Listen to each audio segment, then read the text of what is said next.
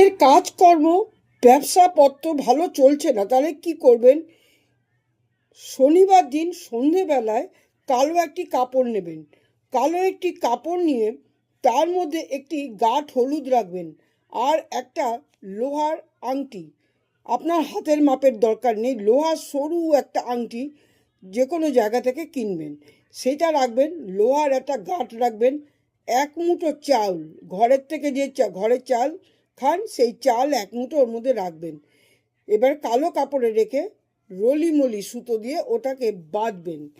একটু বেশি সুতোটা একটু রাখবেন, মানে রলিমলি সুতোটা একটু মানে বড় করে রাখবেন। এবার সন্ধেবেলায় কি করবেন? সন্ধেবেলায় পিপুল গাছে বা অশ্বত্থ গাছের নিচে একটি প্রদীপ জ্বালাবেন।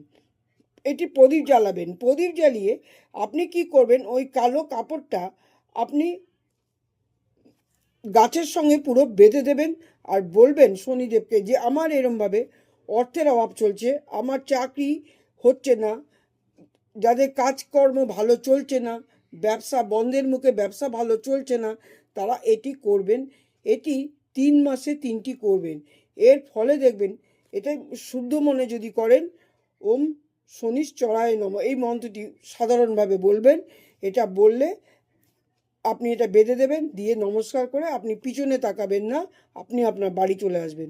যে কোনো শনিবার থেকে শুরু করুন, 3 মাসে 3টে শনিবার করুন, আর ভালো সঠিক মন নিয়ে করুন। দেখবেন আপনার কর্মের যে ফল অবশ্যই শনিদেবের কৃপায় আপনি পেতে বাধ্য।